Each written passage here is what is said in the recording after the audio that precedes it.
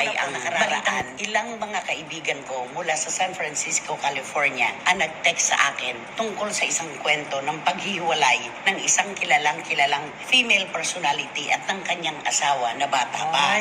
Hindi ko yan agad pinaniwalaan. Dahil para sa akin, iba ang tingin ko sa kanilang relasyon. Tama. Pero may sumunod pa ulit dahil iisa lang po ang hanay nila. Ang tinutukoy po namin ay ang balitang pinagpipistahan na ngayon sa Amerika. Ewan ko lang dito kung marami na rin nakakaalam. Ang paghihiwalay po ni na ay de las Alas at Gerald Sibayan. Ay, Nakakalungkot. Ay, alam mo yung palang pangalan nila binabanggit natin, parang kasi kilala kasi natin ito, hindi ka pwedeng mag-opinion urada kasi unang-una wala tayo dun sa kanila pagsasama. Pareho silang malapit sa atin. Oo. Pero napansin mo doon sa ginagamit ng pangalan ni Ay ngayon? Oo, sa IG niya, sa mga social media account niya, na walang si Si Bayan, Bayan. tinanggal na. Oo. Tinanggal na. Ganito po ang mga nakarating na kwento ng aming source. Marami po actually, pero piling-pili yung mga sources na ating pinaniniwalaan. Si Ay madalas na umuwi dito kapag may trabaho. Naiiwan si Gerald Sibayan sa Amerika. Dahil siya ay nag-aaral ng pagpapalipad ng aeroplano, di ba? Nagpipiloto siya.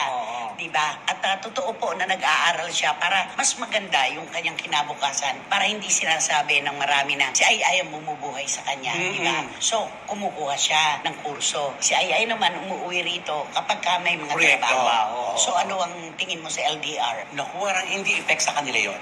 Kasi, ang tingin ko dyan, di ba na kaya nga sila nag-abroad para bumuo ng pamilya. Pero, pagdating doon, may trabaho rin palang babalikan dito. Siguro isa yon sa mga puntos. Maaari. Oo. Kasi yun naman ang laging usapin ng mga magkarelasyon, di ba, Nay?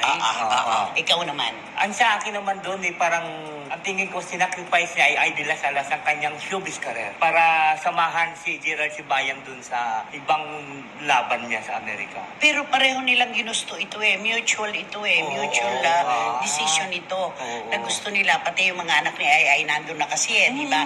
Si Sofia nandun na at saka si Nicolo. Ang nandito na lang ay si Sancho, di ba?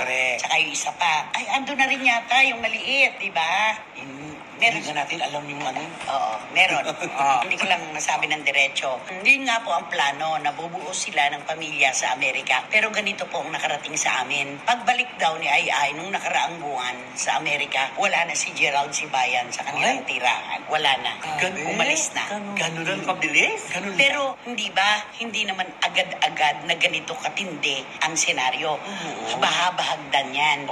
Maaaring may mga pag-uusap ito at merong pagtatalo. Tama. Di ba? Tama. At ang nakarating sa akin, ayon sa source ko, hindi na masaya si Gerald kay Ay. Tinapat daw si Ay na hindi na siya masaya kay Ay.